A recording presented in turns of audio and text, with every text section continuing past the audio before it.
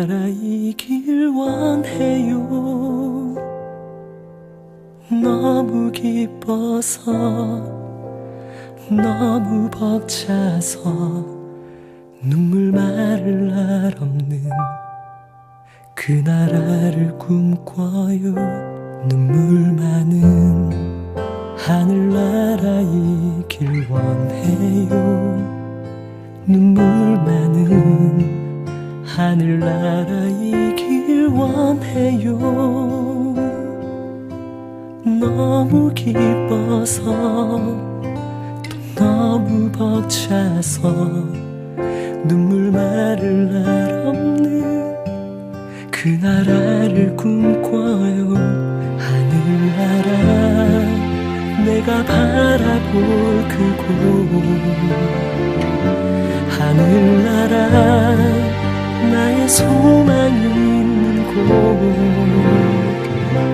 하늘나라 나의 모든 눈물 씻겨질 그곳, 하늘나라 하늘나라 사랑하는 내 아버지 계신 곳.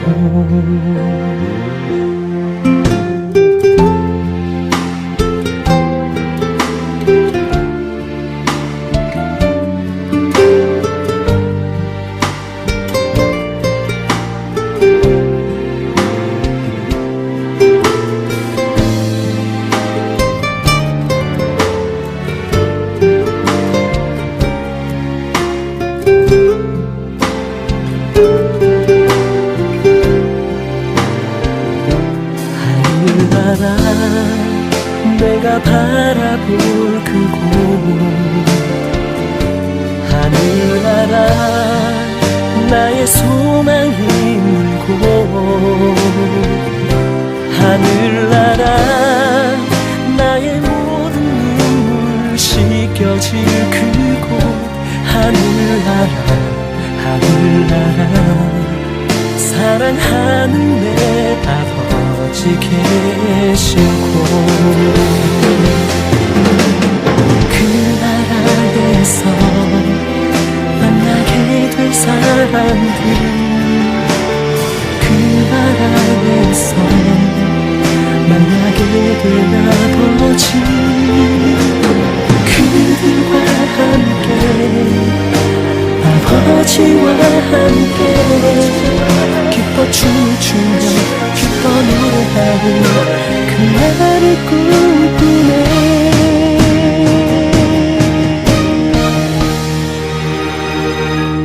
하늘나라 내가 바라볼 그곳, 하늘나라 나의 소망이 있는 곳, 하늘나라 나의 모든 눈물 씻겨질 그곳, 하늘나라 하늘나라 사랑하는 내 아버지 계신 곳.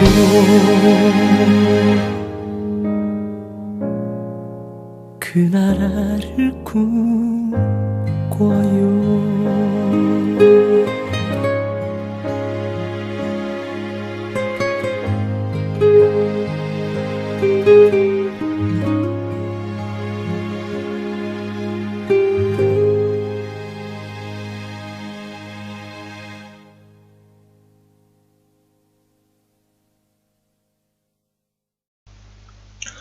할렐루야.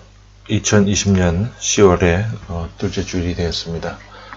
오늘은 구약성경 1125쪽에 있는 예레미야 46장 1절로 28절 말씀을 통해 너희를 두렵게 할 자 없으리라, 너희를 두렵게 할 자 없으리라, 이런 제목으로 하나님 말씀을 선포하기를 원합니다.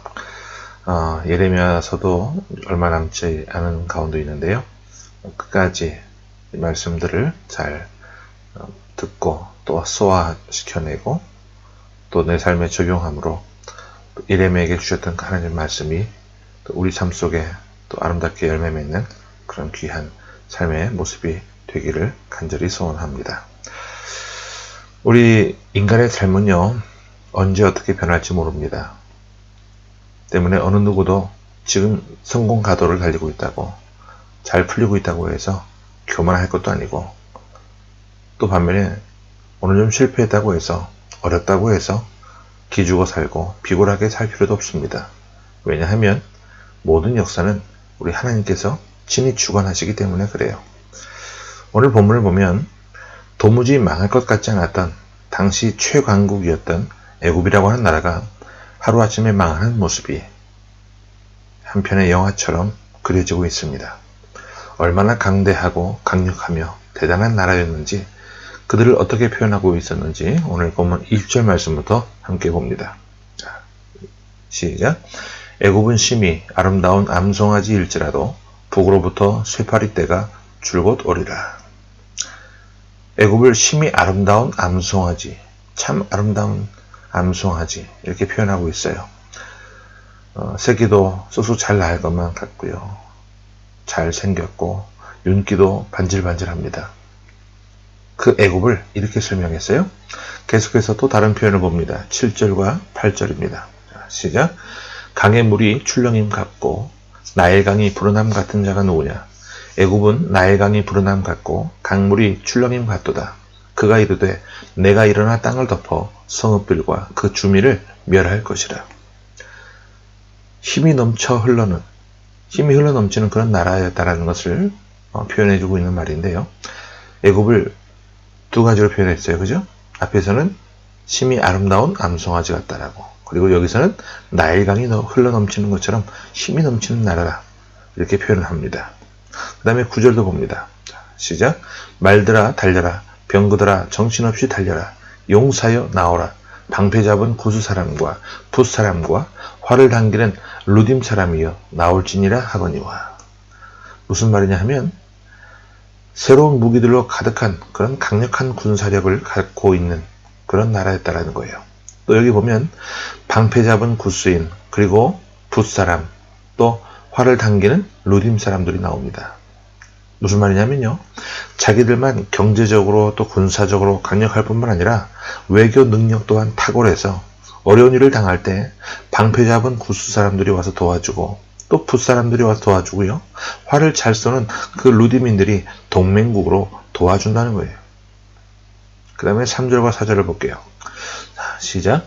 너희는 작은 방패와 큰 방패를 예비하고 나가서 싸우라. 너희 기병이여 말에 안장을 지워 타며 투구를 쓰고 나서며 창을 갈며 갑옷을 입으라.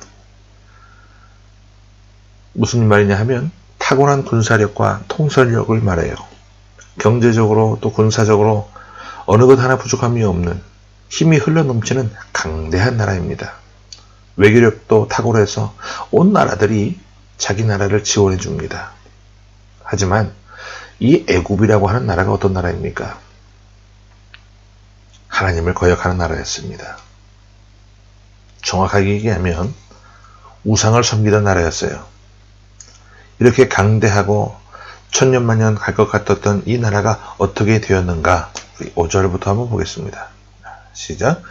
여호와의 말씀이니라. 내가 본즉 그들이 놀라 물러가며 그들의 용사는 패하여 황급히 도망하며 뒤를 돌아보지 아니함은 어찌미냐. 두려움이 그들의 사방에 있음이로다. 두려움에 빠졌어요. 그럼 6절도 볼까요? 시작. 발이 빠른 자도 도망하지 못하며 용사도 피하지 못하고 그들이 다 북쪽에서 유브라데 강가에 넘어지며 엎드러지는도다. 힘 한번 제대로 써보지도 못하고 크게 패했다는 겁니다. 다음 11절 보세요. 자, 시작. 처녀딸 애굽이여 길르앗으로 올라가서 유향을 취하라. 내가 치료를 많이 받아도 효력이 없어 낫지 못하리라. 치료할 수 없을 만큼 큰 부상을 입고요, 망가지고 있다는 겁니다. 다음 12절 시작. 내 수치가 나라들에 들렸고 내 부르짖음은 땅에 가득하였나니 용사가 용사에게 걸려 넘어져 둘이 함께 엎드러졌습니다. 참 재미있는 표현인데, 아주 강력한 새로운 무기들로 완전 무장한 병사들이 전쟁터에 나갔어요. 그런데 무기 한번 못 써보고 힘 한번 못 써보고 자기들끼리 부딪혀가지고 기절해 죽은 거예요. 얼마나 황당하고 웃긴 모습입니까? 요즘 이 시대 우리의 모습을 한번 비교를 해볼게요. 예를 들어서 어떤 부부가 예배당에 나오다가 어떤 사소한 문제로 싸우게 됐다고 해봐요.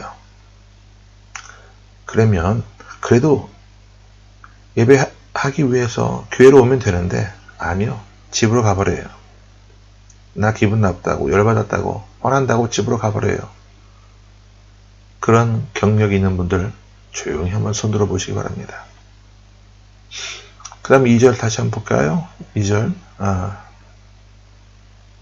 15절인데요. 자, 시작. 너희 장사들이 쓰러지면 어찌함이냐. 그들이 서지 못하면 여호와께서 그들을 몰아내신 까닭이니라.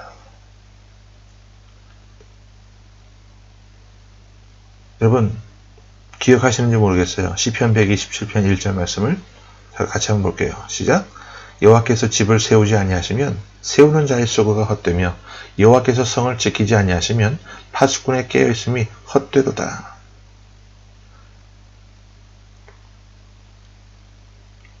예배가 여러분 무엇이라고 생각하십니까? 세상에서 우리가 어떻게 살아왔든지 간에 하나님 앞에 나와서 하나님 품에 안겨 말씀을 통해 또 성령의 감동으로 위로를 받고 하나님이 주시는 용서를 받고 다시 세상에 나가서 이 세상에서 살아갈 만한 능력과 힘을 공급받고 하나님 앞에 영광 돌리며 사는 것, 바로 이것이 예배가 아니겠습니까? 그런데 하나님께서 친히 그들을 몰아내시는 거예요. 2절을 보면 애굽의 소리가 뱀의 소리 같으리니 이는 그들의 군대가 벌목하는 자같이 도끼를 가지고 올 것임이라 했어요. 다른 부대에게 쫓겨가면서 뱀의 혓바닥을 낼름낼름하며 도망하는 것 같고요. 그런 모습처럼 똑같은 모습으로 도망가게 된다는 거예요. 이 망할 것 같지 않았던 이 강력한 나라 애굽이 어떻게 이렇게 하루아침에 망한 것인가. 15절에 말씀하셨죠? 여호와께서 그들을 몰아내신 까닭이라고요. 자, 근데 더 중요한 이유가 있어요. 17절 보겠습니다. 자, 시작. 그들이 그곳에서 부르짖기를 애굽의 바로 왕이 망하였도다. 그가 기회를 놓쳤도다 했어요. 더 중요한 이유가 바로 이겁니다. 기회를 잃어버렸다라는 거예요. 하나님께서 몰아내셔서 이렇게 망하게 되었는데 한 번에 망한 것이 아니라 하나님이 주신 그 회개의 기회, 다시 재생할 수 있는 기회를 잃어버린 모습이라 이 말입니다. 그 강력했던 애굽이라고 하는 나라가 왜 이렇게 망했으며 이것을 왜 성경에 기록해서 이 시대를 살아가는 우리들에게 읽게 하셨을까요? 여러분, 애굽의 특징을 자세히 보시면 몇 가지 특징이 나타나는 것을 보게 되는데, 먼저는 하나님을 불신했어요. 이렇게 강력한 경제력, 군사력, 외교력을 가지고 있다 보니까 또 생명의 젖줄인 그 나일강과 넓은 영토를 가지고 있다 보니 세상 무서울 곳이 없어진 거예요. 여러분, 우리가 어떤 돈을 많이 벌고 권력을 가지게 되면 하나님이 안 보일 수가 있어요. 어떤 사람은 남들보다 똑똑해서 지식을 가질 수 있습니다. 또 어떤 사람은 아무것도 없지만 건강한 신체를 가지고 있을 수도 있어요. 어떤 여인들은 미모를 가질 수도 있고, 사람마다 하나님이 주신 분복들이 다 있습니다. 그런데 그 분복이 든든해지고 나면 그것을 주신 하나님을 망각해버리는 거예요. 우리는 어떤 형편 속에 있든지 간에 우리가 여기에 있는 제일 원인은 첫째가 하나님의 은혜인 것을 기억해야만 합니다. 그런데 이 사람들은 하나님을 불신했어요. 하나님을 무시했습니다. 오늘의 성공과 권력의 힘이 하나님의 은혜인 줄을 모르고 자기 스스로 잘나서 그렇게 된 것으로 착각을 했습니다. 그러다 보니까 하나님 대신 우상을 섬겼고요. 애굽이 어떻게 우상을 섬겼습니까? 각양 곤충을 만들어 놓고 벌레들을 만들어 놓고요. 절하던 섬기던 나라였습니다. 우상을 섬기면서도 먹고 살만해지고 나고 먹고 살만해지고 또 힘이 있으니까 그 자기들에게 주어진 그 축복과 은혜를 가지고 하나님 앞에 더 나아가는 것이 아니라 하나님 무시하고 하나님 백성들을 무시하고 교회를 조롱하고 핍박했습니다. 신실한 주의 종들을 때리고 가두고 죽이기까지도 했습니다. 더 무서운 것은 하나님의 백성들을 유혹한 죄가 있습니다. 가장 큰 죄가 있는데 17절 다시 한번 보세요. 자, 시작. 그들이 그곳에서 부르짖기를 애굽의 바로왕이 망하였도다. 그가 기회를 놓쳤도다. 어떤 죄입니까? 기회를 놓친 거였는데 어떤 기회예요? 회개의 기회를 놓친 거예요. 하나님은요, 아무리 악한 사람이라 할지라도 회개의 기회를 주십니다. 바로 진노하시지 않고 바로 심판하시잖아요. 그러나 오늘 자기 손에 들려진 권력과 물질과 명예 때문에 하나님을 두려워할 줄 모르고 교만하여져서 용서받고 구원받을 기회가 주어졌을 때에도 그 시기를 놓친 죄, 포기하지 않고 끊임없이 기다리시던 그 하나님의 때가 될 때에 그들을 하나님이 친히 몰아내기 시작하십니다. 20절과 21절을 보겠습니다. 시작. 애굽은 심히 아름다운 암송아지일지라도 북으로부터 쇠파리 떼가 줄곧 오리라. 또 그 중에 고용꾼은 살찐 수송아지 같아서 돌이켜 함께 도망하고 서지 못하였나니 재난의 날이 이르렀고 벌 받는 때가 왔습니다. 하나님이 안아주시고 위로해 주시고 열어주시고 복을 주시면 얼마나 아름다울까요? 그런데 하나님이 몰아내시는데 바로 그 날이 재난의 날이고 벌받을 날이라 이 말입니다. 세계에서 최강국이 될 수 있도록 은혜를 주시고 복을 받았던 그 애굽 사람들, 하지만 그들의 오늘이라고 하는 날, 그들은 하나님 앞에 회개의 기회를 거절하고 하나님을 조롱하고 믿는 사람들을 무시하고 교회를 핍박했습니다. 하나님은 이 악한 사람들을 하나님이 원하시던 하나님이 정하신 때가 되었을 때 친히 몰아내시기 시작하십니다.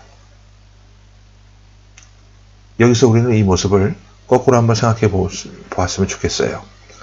하나님은 이미 주신 은혜와 복들을 헤아려 감사하고 그 주신 것들로 인해 은혜를 갖고 사람들을 판단하는 것이 아니라 사람들을 세워주고 사람을 더 복되게 하며 봉사하고 헌신하며 함께 더불어 살고 그런 모습으로 살아간다면 얼마나 하나님이 그들을 귀하게 여기시고 안아주시고 더 큰 복을 주셨을까요? 지금도 우리 하나님은 역사를 주장하시면서 당신의 백성들을 품에 안아주시기를 원하십니다. 위로해 주시길 원하시고 용서해 주시기 원하시고 치유해 주시기를 원하십니다. 교훈이 무엇입니까? 여러분, 적어도 우리가 예배 시간에 하나님 앞에 나왔으면 모든 위선과 허세, 이 껍데기를 다 벗어놓고 주님, 내가 이 연약한 모습 그대로 하나님 앞에 나왔습니다. 저를 안아주시고 치료해 주시고 고쳐주셔서 하나님 앞에 온전한 모습으로 회복되어 더 감사한 모습으로 살게 하여 주옵소서. 이 고백을 할 수 있기를 바랍니다. 그런데 25절 한번 보십시오. 정말 마음이 아픈 그런 모습이 나오는데요. 자, 시작. 만군의 여호와 이스라엘의 하나님께서 말씀하시니라. 보라, 내가 노예 아몬과 바로와 애굽 신들과 왕들 곧 바로와 및 그를 의지하는 자들을 벌할 것이라. 애굽이 이렇게 교만하고 불신앙으로 망해갈 때 심판의 날에 하나님을 버리고 그것을 의지했던 사람들도 하나님이 벌하시겠다는 겁니다. 무엇이 교훈입니까? 세상 다 타락하고 하나님의 심판을 받게 될 때 믿음의 사람들만이라도 신앙의 지조를 지키고 주님 앞에 모든 것을 맡기고 예배자로서 헌신의 사람으로 인내하며 살면 때가 되면 반드시 하나님이 그들을 안아주시고 위로해 주신다는 약속입니다. 지금이라도 회개해서 하나님의 품에 안겨 세상의 쾌락으로부터 얄팍한 그런 헛된 위로들을 추구하지 말고 하나님의 신령한 위로를 받고 하나님의 용서를 경험하고 주님이 주시는 회복을 경험해서 더 귀한 복을 받을 사람으로 재난의 날 벌받을 때가 기다리는 것이 아니라 열리는 복이 하나님의 도우시는 그 복이 임하는 그 은혜를 받고 한 걸음 더 나아가면 하나님이 바로 저와 여러분이 이 자리에서 오늘 우리에게 주시는 그 기회를 놓치지 말고 용서받고 회복되어 치유되어서 더 은혜 받아서 복의 주인공으로 살기를 원하신다는 겁니다. 우리 28절과 그 다음 26절을 한번 봅니다. 자, 시작. 여호와의 말씀이니라. 내 종 야곱아, 내가 너와 함께 있나니 두려워하지 말라. 내가 너를 흩었던 그 나라들은 다 멸할지라도 너는 사라지지 아니하리라. 내가 너를 법도대로 징계할 것이요 결코 무죄한 자로 여기지 아니하리라 하시니라. 26절. 내가 그들의 생명을 노리는 자의 손, 곧 바벨론의 느부갓네살 왕의 손과 그 종들의 손에 넘기리라. 그럴지라도 그 후에는 그 땅이 이전같이 사람 살 곳이 되리라. 여호와의 말씀이니라. 오늘 설교의 핵심이 바로 이겁니다. 지금 하나님을 거역하고 하나님이 주신 복을 가지고 교만해서 하나님이 그렇게 해도 회개하라고 촉구하셨지만 회개하지 않고 있다가 하나님의 심판날에 다 망가지고 벌을 받고 있어요. 그런데 심판받는 그 땅이 후에는 어떻게 된다는 거예요? 이전같이 사람 살 곳이 되리라. 무슨 말이냐면 실패했던 사람을 통해서라도 부흥을 주시기를 원하시는 우리 하나님이시라는 겁니다. 지금 하나님을 믿는 사람이 애굽에 와 있다는 얘기는 과거에 성공했다는 얘기입니까? 실패했다는 얘기입니까? 실패했다는 거죠. 신앙생활 잘 하다가 어려운 일 만나고 시련 만나니까 하나님이 어딨냐고 원망하고 불평하고 말이죠. 세상에 유혹받아서 하나님보다 눈에 보이는 것들, 돈, 눈에 보이는 사람이 더 믿음직스러워서 하나님을 버리고 애굽에 왔어요. 하나님 대신 애굽 사람 믿고 사람 믿고 빽 믿고 있는데 그 믿고 있던 빽이 다 심판마다 풀타고 없어졌어요. 그때 당황할 때 하나님이 말씀하시는 거예요. 얘들아, 옛날에 너희들 나를 배신하고 여기 왔지? 내가 이 땅을 심판할 때 그래도 너희들만큼은 내가 포기하지 않고 구원해낼 것이다. 뿐만 아니라 타락한 너를 통해 실패했던 너희를 통해 이 땅을 사람 살만한 땅으로 내가 바꾸리라. 우리가 과거에 어떻게 살아왔고 실패했던 모습이 있었다 할지라도 믿음을 저버리고 신앙 저버리고 신의 일을 배신하고 애굽 땅에 가서 살고 있을지라도 애굽이 심판받는 모습을 보면서 이제라도 회개하여 하나님 앞에 바로 서면 하나님은 넘어졌던 실패했던 우리를 통해 그 심판받을 땅을 사람 살만한 땅으로 바꿔주시겠다는 약속이에요. 여러분, 과거가 문제가 아닙니다. 환경도 이웃도 문제가 아닙니다. 예수 믿는 우리가 과거에 어떻게 살아왔던지 간에 오늘 우리의 믿음이 회복되면 하나님은 우리 한 사람 한 사람을 통해서 우리가 살고 있는 심판마다 마땅한 땅이라 할지라도 이 땅을 사람 살만한 땅으로 바꿔주시겠다는 거예요. 세상 살면서 어떻게 갈등이 없겠습니까? 부부지간에 갈등이 하나도 없다는 사람 한번 손 들어보세요. 이건 둘 중에 하나입니다. 뭐냐 하면 미쳤거나 아니면 아무 생각 없이 그냥 살거나 둘 중에 하나예요. 사람은 갈등을 경험하면서 성숙하게 됩니다. 어떤 사람이든지 간에 갈등이 있어요. 염려도 있고 미운 사람도 있습니다. 아무리 이해하고 사랑해버리고 궁리를 해봐도 도무지 이해가 되지 않고 생각할수록 속이 부글부글 끓어오르는 그런 사람들이 있어요. 딱 안 보고 살면 될 것 같아서 고개 돌리고 살지만 하나님이 주신 만남이기 때문에 또 그렇게 할 수도 없어요. 누구에게나 갈등과 고통이 주어집니다. 여러분, 이게 바로 인생이에요. 그러면 어떻게 해야 될까요? 그 갈등이 있는 곳을 박차고 도망가면 될까요? 아닙니다. 문제는 실패했던 우리라고 할지라도 오늘이라고 하는 날 우리가 회개하고 하나님의 은혜로 회복되면 우리를 통해 그 문제에 있고 꼬인 삶의 현장, 하나님의 무서운 진노가 임하는 그 땅이 사람 살만한 땅으로 바꾸어지는 역사를 허락하시겠다는 거예요. 이제는 믿음으로 살아가는 믿음으로 살아가는 우리를 통해 우리 가정과 이 땅이 사람 살만한 땅으로 바뀌어지는 그런 지역적인 부흥의 역사를 하나님은 기대하십니다. 우리 27절 말씀 보겠습니다. 시작. 내 종 야곱아 두려워하지 말라. 이스라엘아 놀라지 말라. 보라, 내가 너를 먼 곳에서 구원하며 내 자손을 포로된 땅에서 구원하리니 야곱이 돌아와서 평안하며 걱정 없이 살게 될 것이라. 그를 두렵게 할 자 없으리라. 무슨 말이냐면요, 하나님의 백성은 친히 하나님이 책임지시고 구원하시겠다는 거예요. 하나님을 떠나 자기들이 믿고 있던 애굽이 지금 다 망했습니다. 다 불타버렸습니다. 그때 그 모습 보면서 놀라거나 두려워하지 말라는 거예요. 너희들이 하나님을 배신하고 애굽을 의지하며 갔었지만 나는 너를 포기하지 않고 너를 포로된 그 땅에서 구원해내서 예전 평안한 삶으로 다시 인도할 것이다.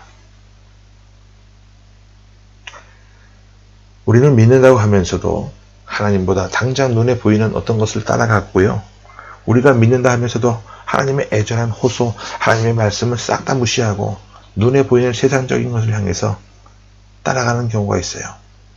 그럼에도 불구하고 하나님은 우리를 포기하지 않으신다는 겁니다. 오늘 예레미야 46장에 나타난 하나님의 모습은 세 가지 모습으로 나타나고 있는데요. 먼저는 하나님이 주신 은혜와 복 가지고 교만해져서 하나님을 거절하고 불신하고 살았다 할지라도 회개의 기회를 주어서 우리가 회복되기를 원하시는 하나님이시라는 것이고, 두 번째는 우리가 비록 신앙적으로 실패하고 인격적으로 실패해서 무너진 자리에 삶의 자리를 펴고 있다고 할지라도 우리를 마침내 회복시키셔서 부족한 우리들의 믿음을 통해 우리가 살고 있는 가정과 이 땅을 사람 살만한 땅으로 바꾸어주기를 원하시는 하나님이시라는 것이고, 또 한 가지는 우리가 어떤 자리이든지 간에 하나님의 백성을 포기하지 않고 누구를 통해서든지 포로된 자리에서 구원해 주시기를 원하시는 하나님이시다, 그 말입니다. 그러면 우리가 할 일이 뭘까요? 두 가지인데 17절을 다시 한번 보세요.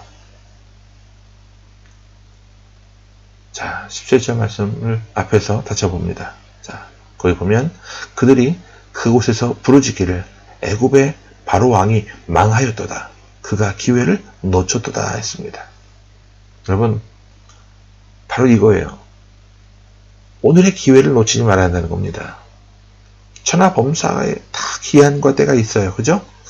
오늘이야말로, 오늘 이 아침이야말로 하나님 앞에 용서받을 수 있는 회개의 기회요, 회복될 수 있는 기회요, 치유받을 수 있는 기회의 날이고, 구원의 날이고, 열리는 복을 받아야 할 날이고, 하나님 품에 안김을 받아야 할 날이라 이 말입니다.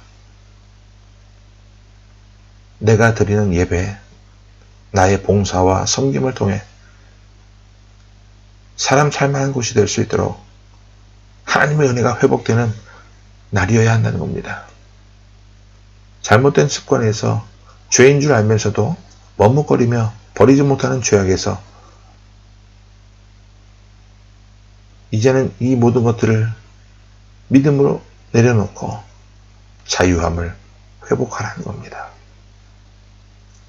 그 다음에 19절 말씀 볼게요. 자, 시작. 애굽에 사는 딸이여, 너는 너를 위하여 포로의 짐을 꾸리라. 노비 황무하며 불에 타서 주민이 없을 것입니다.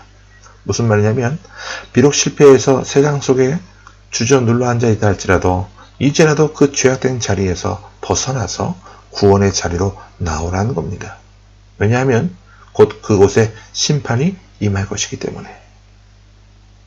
그래서 오늘이라고 하는 기회를 놓치면 안 돼요. 여러분, 세상에서 가장 불쌍하고 초라한 사람이 누구냐? 기회를 놓친 사람들입니다. 하나님이 주실 때 그 기회를 놓치면 안 돼요. 그 다음에 28절 보고 정리해 봅니다. 시작.